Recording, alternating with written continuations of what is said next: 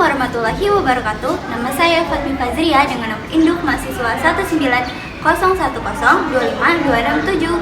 dari Program Studi Pendidikan Guru Sekolah Dasar Fakultas Ilmu dan Pendidikan UHAMK. Hari ini saya akan memberikan hasil observasi wawancara kepada kepala sekolah dan guru pamong dari SDN Kedaung Kaliangke 05 pagi. Sekian dari saya, terima kasih. Wassalamualaikum warahmatullahi wabarakatuh.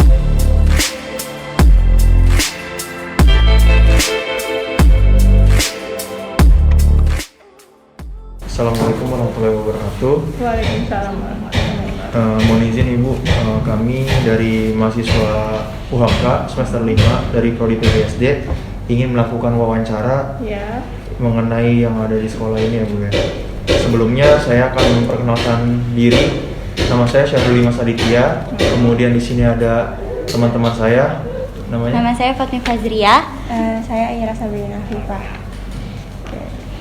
Dan kita langsung ke sesi tanya jawab ya Bu ya. Oke. Untuk penanya pertama saya sendiri. Saya ingin bertanya, di masa pandemi ini kan berbeda tentunya dengan kegiatan di sekolah sebelumnya. Jadi apakah ada perbedaan kegiatan di sekolah pada masa pandemi dan sebelum pandemi, Bu? Oh ya. Untuk kegiatan sekolah di masa pandemi dengan sebelum pandemi itu nyata sekali perbedaannya ya. Dilihat dari waktu datang dan pulang sekolah. Kalau waktu masa pandemi kan sebelum pandemi anak datang ke sekolah dan pulang sekolah itu jam 6.30 sampai jam 12.15. Ya. Sedangkan di masa pandemi anak kan belajar PJJ daring. Mereka belajar di rumah tanpa batasan waktu. Terus yang kedua, waktu belajar kalau di sekolah itu waktu masa sebelum pandemi, waktu belajar saat ada kelas rendah itu selama 30 menit 1 jam mata pelajaran. Sedangkan sesudah pandemi waktu belajarnya juga tidak dibatasi. Ya. Terus yang ketiga menerapkan prokes kan kalau sebelum pandemi. Sesudah pandemi. Nah, sebelum pandemi kan tidak ada batasan. Tidak pakai masker, tidak cuci tangan, anak bebas melakukan kegiatan mereka sesuka mereka. Yang ketiga. Yang keempat, fasilitas sekolah dan kegiatan sekolah. Kalau sebelum pandemi, fasilitas sekolah semua silahkan digunakan, kegiatan ekstrakurikuler juga kita aktif. Nah, sedangkan di masa pandemi tidak menggunakan fasilitas sekolah, ya. Dan kegiatan sekolah juga hanya itu juga daring, kegiatan ekstrakurikuler hanya 3, pramuka, tari, sama silat. Itu pun dilaksanakan secara daring. Nah, itu aja untuk perbedaan antara sebelum dan sesudah.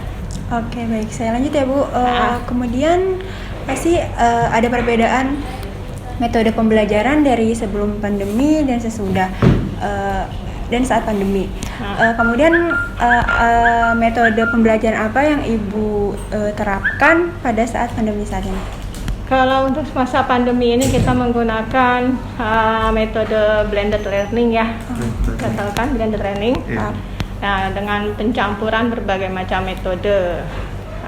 Kita bisa menggunakan metode praktek, tapi itu semua secara daring, tidak seluasa kita tatap muka. Ya, dengan blended learning kita berusaha guru untuk membawa anak itu lebih menarik untuk belajar. Oke? Saya lanjut ya Bu. Kan seperti tadi Ibu bilang, sekarang sudah menggunakan metode blended learning.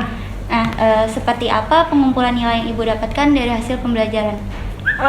Untuk pengumpulan nilai, kita kan menggunakan WA group, ya, dan menggunakan Google Classroom. Untuk mereka yang tidak mempunyai HP Android, ya. Kita kasih tugas secara manual dalam kertas tugas, anak mengambil tugas itu ke sekolah, bisa seminggu sekali, tergantung orang tuanya mau minta sekali sehari atau seminggu sekali atau 3 hari sekali. Ambil di sekolah, ambil tugasnya, nanti setor lagi. Silahkan mau langsung ke sekolah atau melalui Korlas. Kita di sini ada koordinator kelas. Itu juga sama, waktu pengambilan tugas juga bisa melalui di sekolah atau melalui Korlas. Ada 2 pilihan, mana yang terdekat dengan rumah mereka. Ya, untuk pengumpulan nilainya juga selain itu, tugas yang tidak mempunyai HP Android ya.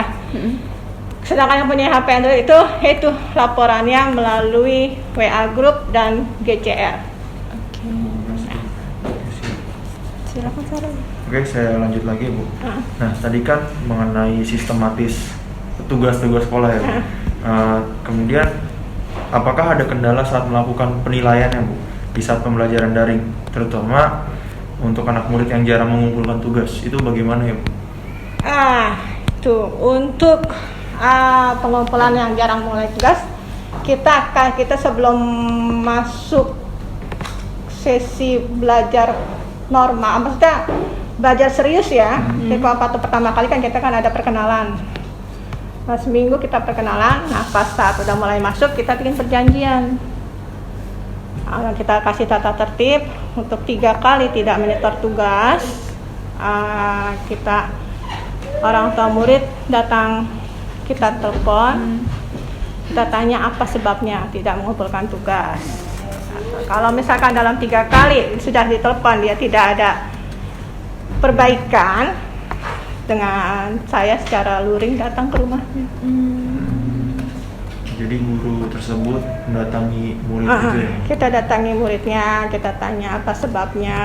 Tapi rata-rata yang jarang mengumpulkan tugas itu yang orang tuanya dagang. Orang tuanya dagang, karena mereka sibuk di toko, jadi anaknya tidak terhandle. Terus kalau yang kedua, dari sifat anaknya juga. Anaknya bandelnya, anak nggak mau tugas kalau nggak didampingin orang tua. Orang tuanya udah kewalahan, akhirnya angkat tangan, Bu maaf, habis anaknya nggak mau belajar.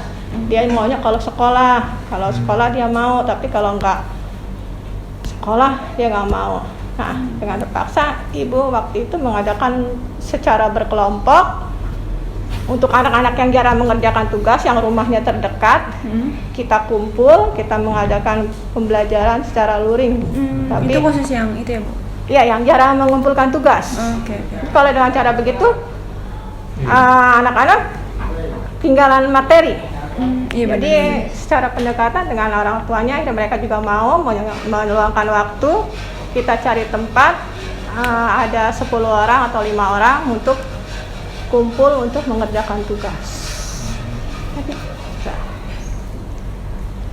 Iya, saya lanjut ya Bu.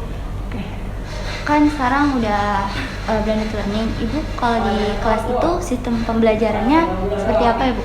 Apa tuh maksudnya? Kayak di kelas itu melakukan pembelajaran berapa Di pelajaran? kelas atau di rumah PJJ? Di kelas. Di kelas juga dan di daring juga gitu loh Bu? Blended learning. Kalau di kelas itu kita kan leluasa. Iya. Ya, bebas mau mengadakan secara metode ceramah, mengadakan metode praktik.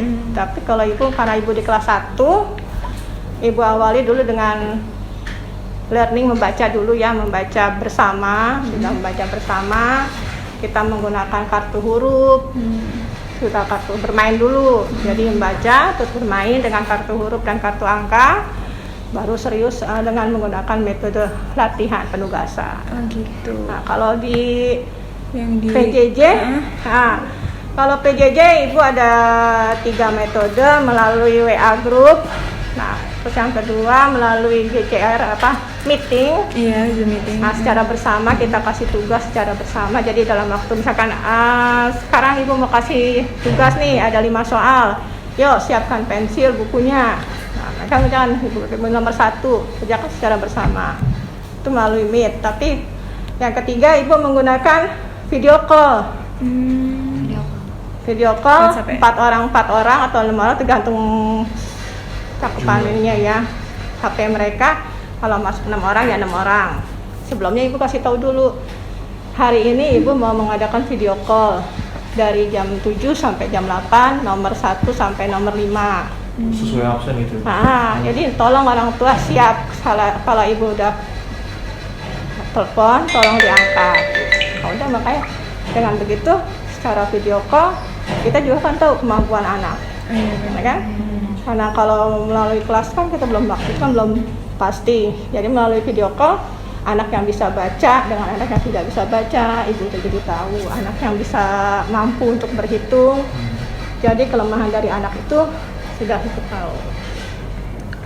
Oke, selanjutnya yang terakhir, kan yang kita tahu kadang anak itu mudah bosan ya Bu, di masa pandemi, apalagi PJJ sekarang kan, maksudnya nggak kontrol sama gurunya.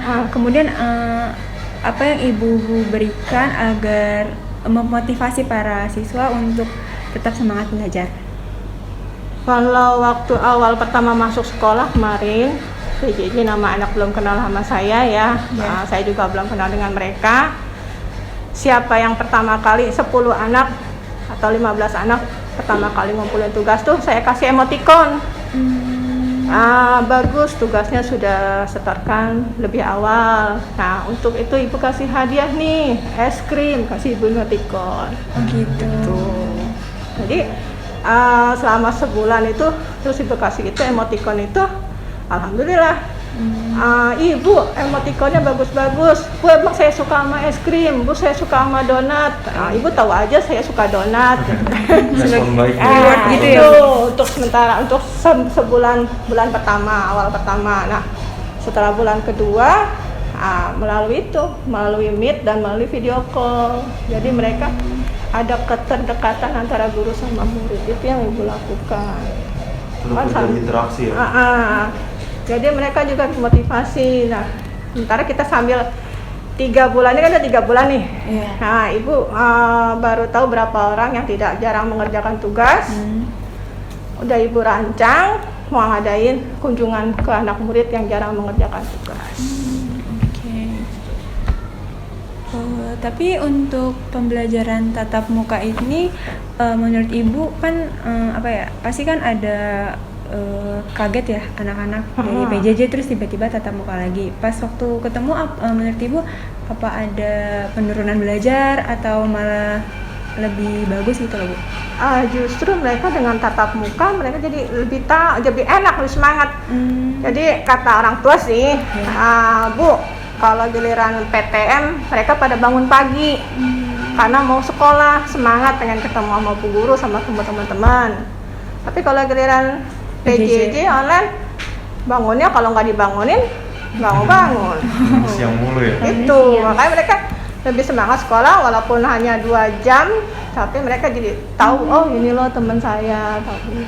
Waktu 2 minggu pertama, anak nggak bergerak sama sekali dari bangkunya, duduk manis begini. Karena masih kaget.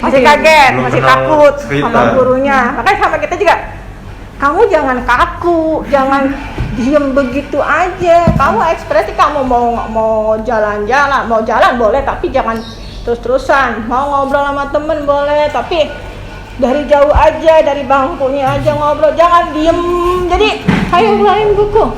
Jadi kaku 1-2 minggu pertama PTM tuh. Tapi setelah kita ajak, ayo bangun, kita kasih maju ke kelas, suruh bacain tugas. Breaking gitu ya Bu?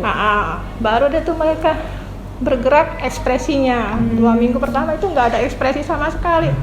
Saya tanya dari guru 1 sampai guru kelas 6, anak-anak gimana? 2 minggu pertama, ya itu kayak patung duduknya begini aja, nggak ada ekspresi.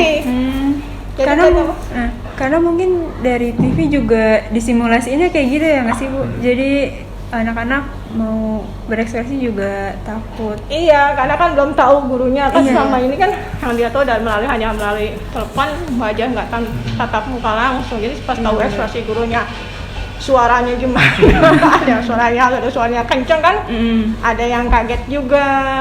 Jadi kayak hafalan, kayak kemarin di kelas 5 suruh hafalan KPK udah 3 minggu, akhirnya dengan alasan nggak mau masuk sekolah. Kenapa? Takut sama bu gurunya galak. Padahal kan cuma karena dia nggak mampu hafalan KPK. Jadi ya begitu, karena baru tahu, oh ini gurunya kayak gini. Kalau PJJ kan samar anak-anak juga. Iya benar. Kayak kalian juga kan.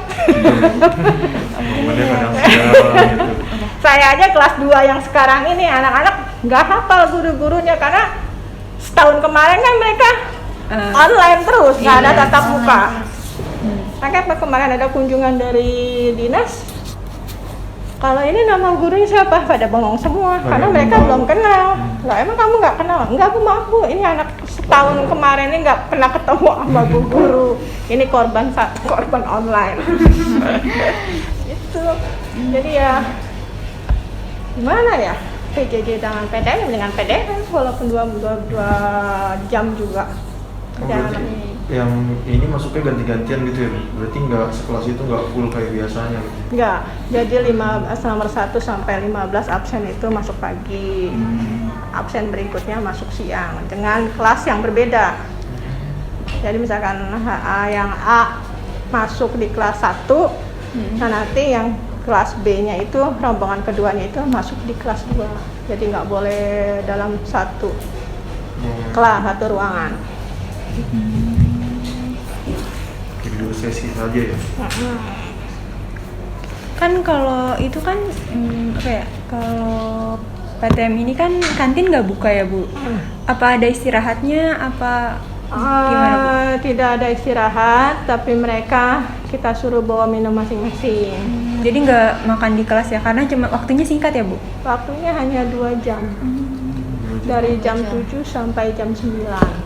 Itu untuk yang pertama, sesi pertama, sesi kedua jam setengah 10 sampai setengah 12. Kayak pembiasaan yang waktu sebelum pandemi kayak ngaji, tadarus, terus literasi apa masih diterapin Bu waktu PTM sekarang? Untuk ngaji atau pembiasaan itu diusahakan diadakan, tapi oleh guru kelasnya masing-masing. Gitu. Jadi 15 menit sebelum belajar kita mengadakan pembiasaan. Jadi kalau untuk biasanya kan kita kan nyanyi lagu nasional, itu semua diserahkan sama gurunya. Pembiasaan membaca, makanya itu kan tadi dia bilang 15 menit sebelum belajar kita baca bersama. Jadi untuk baca Yasin nih, kalau hari Jumat kan kita biasa juga baca Yasin. Nah itu diadakan, kalau baca Yasin kan ada dipimpin oleh guru mapelnya. Ya, kita serahkan 5,5 jam sebelum mulai kita sudah mengadakan yasinan. Jadi secara virtual sama secara langsung. Jadi ada 2 macam. Jadi untuk yang di rumah kita virtual, untuk yang kita di sini sekolah. Pimpin nama guru mapel agama. Apa ada yang mau? Ada yang mau nambah? Ada pertanyaan? Ayo. Kemungkinan sih sudah terjawab semua pertanyaan dari kami ya Bu. Apabila kami ada salah-salah kata mohon dimaafkan, karena kita juga masih proses pembelajaran. Oke, terima kasih juga ya untuk semuanya. Mohon maaf ya dari Ibu ya. Assalamualaikum warahmatullahi wabarakatuh. Waalaikumsalam warahmatullahi wabarakatuh. Terima kasih Bu. Terima kasih Bu.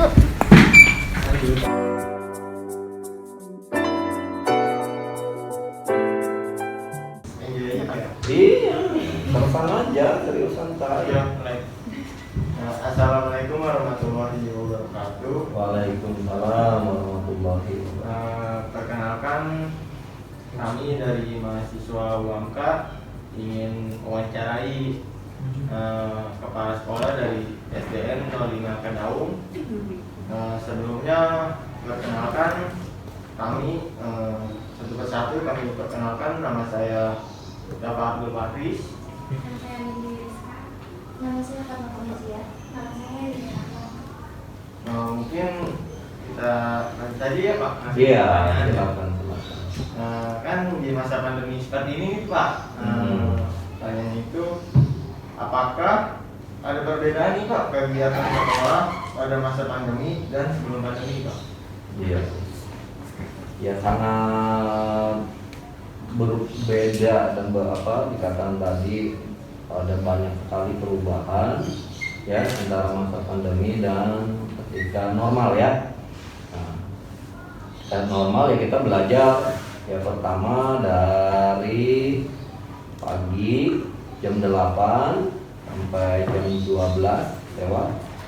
Nah itu juga kan dengan keadaan tatap muka ya, langsung kita bertemu antara siswa dengan guru ya, dan seterusnya.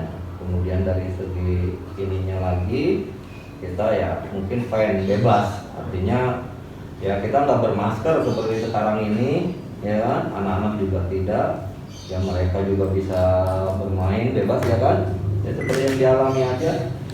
Nah, kembali lagi beberapa tahun sekarang ini ketika pandemi ya kan, memang pemerintah sengaja menyuruh kita belajar di rumah ya, dengan istilah PJJ ya, artinya pemerintah ingin menyelamatkan, sebenarnya menyelamatkan anak-anak kita dari wabah ya, karena anak-anak kita rentan, karena kan tentunya ada juga tahu ya korban banyak ya kan, makanya pemerintah ya mengambil sikap seperti itu bahwa untuk pembelajaran di rumah saja, dan alhamdulillah berjalan dengan baik ya. Perubahannya ya sangat banyak, artinya anak yang biasanya mungkin di sekolah kembali di rumah, dengan yang biasa yang mengajarkannya guru ya langsung, sekarang yang ngajarin ibunya, orang tuanya.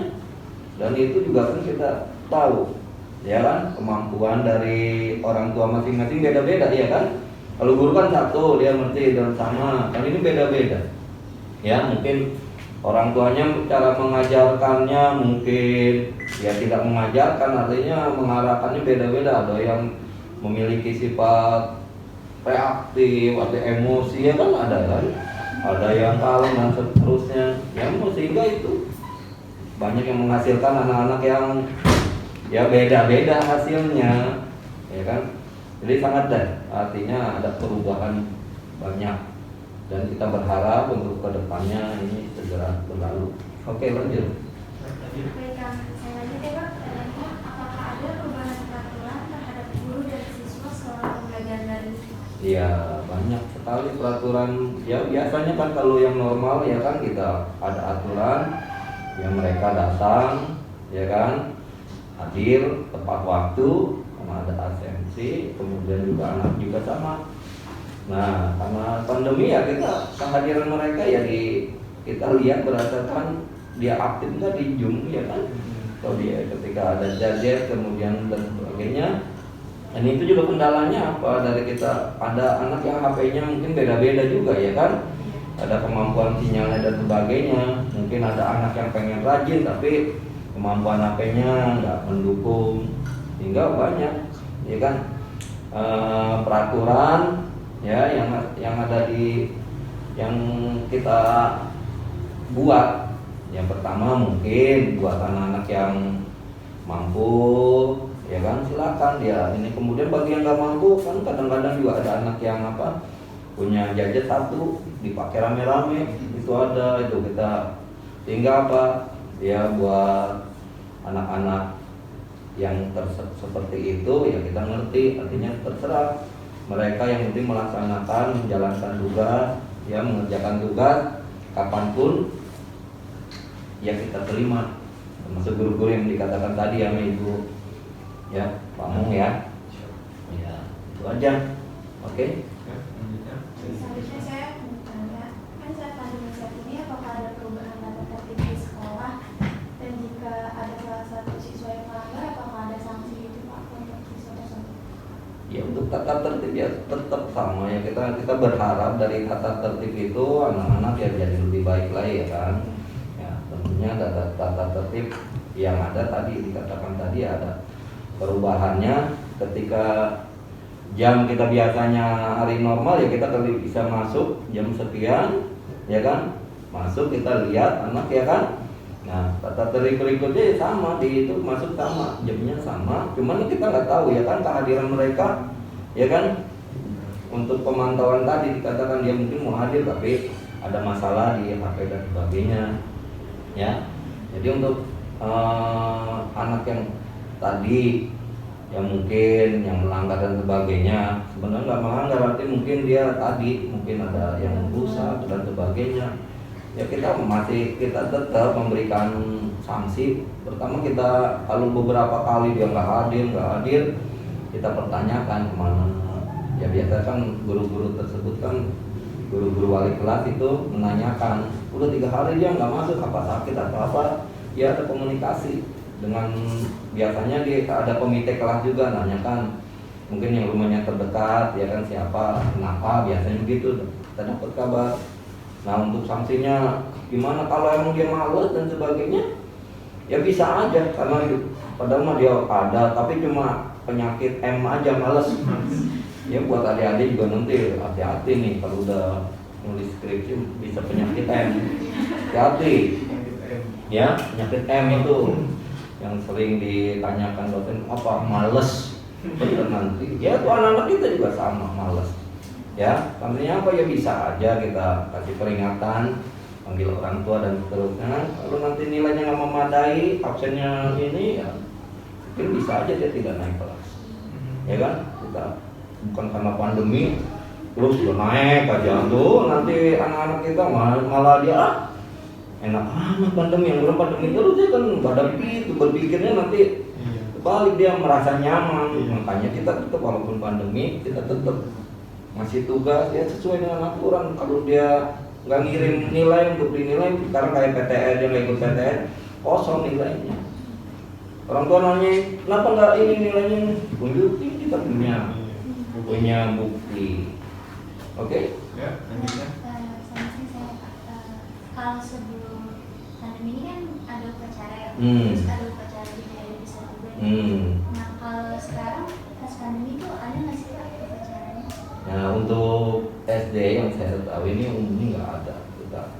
Kalau untuk pegawai guru kayak sekarang kan Hari Kesaktian Pancasila ya, Iya.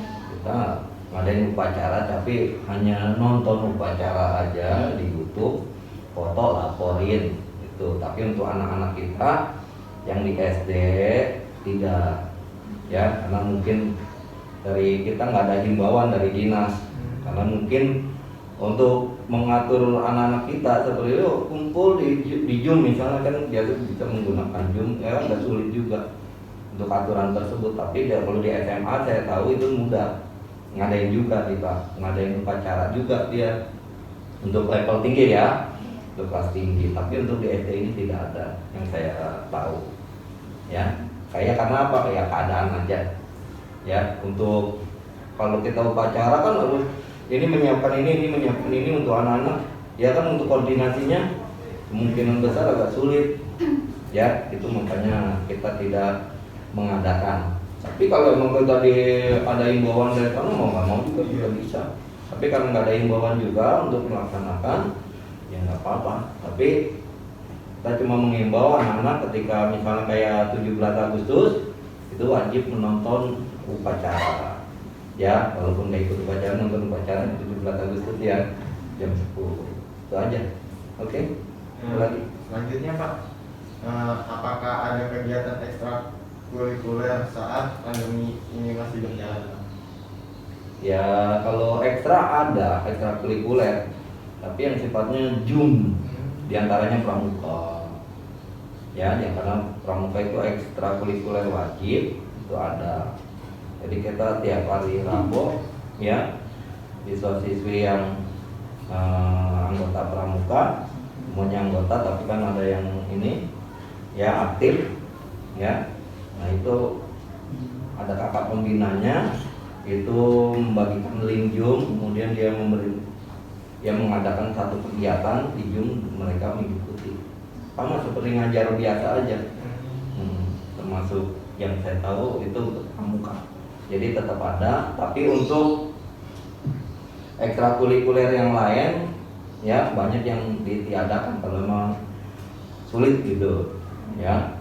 Di antaranya mungkin futsal, ya kan nggak mungkin ya kita ngadain ya cuma nonton doang ya kan. Kalau pramuka mungkin ya bisa lah, ada nyanyi lagu dia bisa mengikuti dan seterusnya ya. Lanjut. Baik, selanjutnya apakah terdapat perubahan dalam diri siswa dari kegiatan kebiasaan di sekolah? Ya banyak, untuk pembiasaan banyak ya. Jadi antaranya mereka akan mengerti dan memiliki kepribadian yang lebih baik lagi ya, khususnya ketika pembiasaan yang normal ya, normal kan kita ada pembiasaan ketemu dengan bapak ibu guru salim biasakan, itu kan pembiasaan yang baik. Tapi karena pandemi jadi terbalik kan, ya kan, sekarang jauh gitu dan sebagainya. Ya udah kita mengimbangi, mengikuti, ya bukan berarti mereka udah nggak hormat lagi, ya udah kita ikutin aturan, ya kan. Sekarang ya biasa kita pengennya begini, aman, ya kan. Tapi karena keadaan kalau kita paksain juga salah aja, ya kan.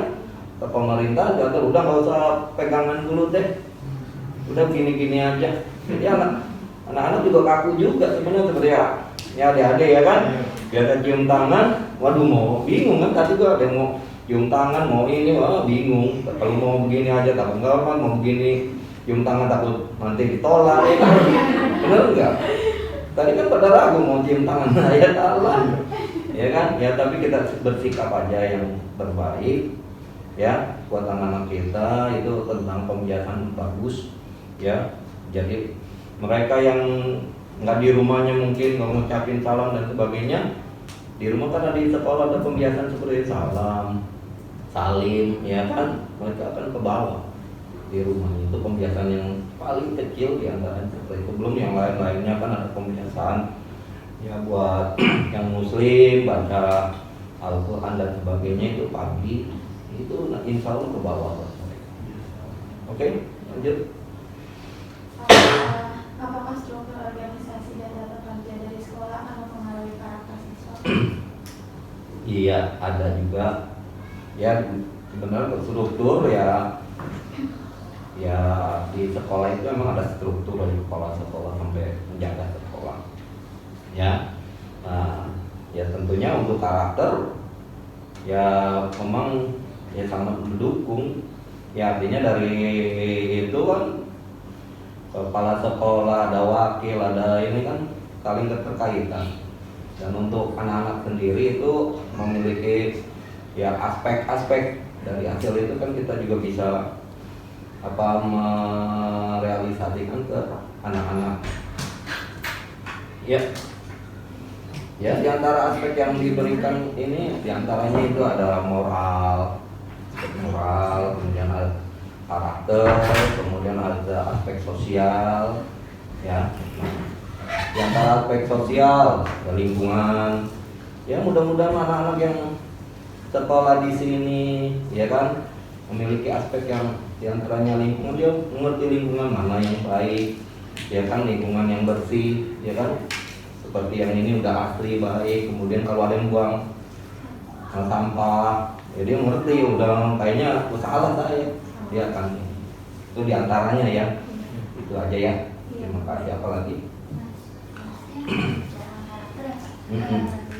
Cara Bapak menguatkan karakter siswa ini pada saat daya saing dia berpusat ini, Pak? Ya sebenarnya kalau untuk yang sekarang untuk peningkatan karakter itu penekanan aja ya, karakter siswa diantara yang tadi itu karakter akhlak, ya kan, budi pekerti. Ya kita tanamkan aja tiap hari, jangan kita bosan juga, ya kan, untuk kedepannya. Ya emang sih kalau untuk karakter ya ini paling sangat penting, karena sekarang di era gadget ini kan anak sekarang ini mainnya kan gadget. Di gadget lihat ada apa aja semuanya. Ya itu jadi karakter anak-anak kadang-kadang ya itu karakter gadget. Kalau dia karakter di gadgetnya bagus ya mungkin jadi bagus, tapi umumnya ya kan lihat kita lihat ya punya anak-anak yang mainnya gadget, mainnya ML ya, iya, udah segala macam ngomongan ya kan, bahasanya bahasa apa itu. Nah apalagi di masa pandemi ini, ya kan lihat mereka kan udah jarang ketemu guru, ya kan, seharian mungkin bisa megang HP kan. Kalau nggak pandemi kan masih kontrol ya, berangkat jam 6 pulang udah sore, udah lupa tuh berapa menit kan, berapa jam kan. Kalau sekarang megang itu, yang saya perhatiin wah ngomongnya kasar ya kan, ya itu diantaranya. Nah insya Allah dari sekolah itu akan membendung itu, merapikan itu, ya biar karakter-karakter yang ada di gadget yang nggak bagus jadi lebih bagus lagi, Itu bener terus terang prihatin, mungkin yang ngalamin juga kan, ya. Jadi gadget itu ya banyak lah hal-hal yang kalau kita mau jadi bagus anak kita ya mungkin dilihat jadi ini, tapi jarang kayaknya ya anak kita suruh maunya nih baca ini yang ada di gadget yang bagus-bagus, nggak mau. Maunya sekarang kan lagi ngetren game kan, bahasa game kayak gimana coba, ya kan? Emang dari segi sosialnya juga di masa pandemi jadi berkurang tadi karakternya itu. Kenapa? Ya orang banyakkan sendiri anak kita. Ya anak-anak kan nggak jarang kumpul kan sama temennya kan. Dia bisa di kamar sendiri.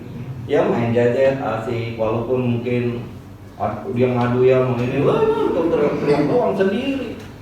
Beda dengan ketika ya nanti udah masa normal kembali, mereka ada sosialnya lebih bagus lagi, ya kan? Nah untuk yang tadi katakan tadi apa tadi pertanyaannya?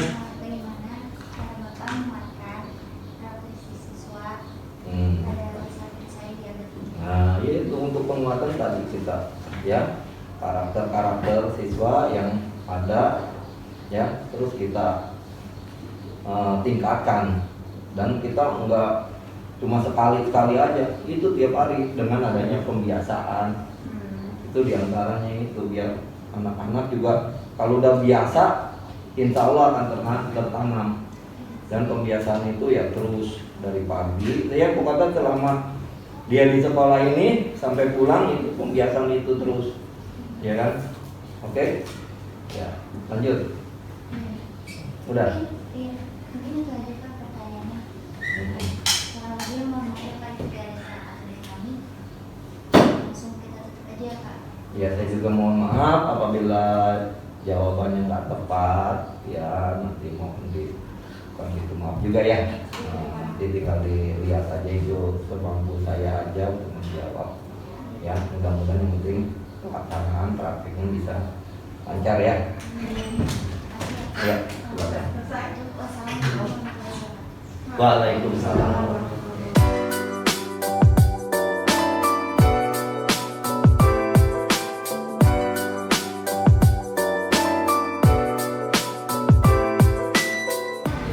Itu dia hasil observasi saya.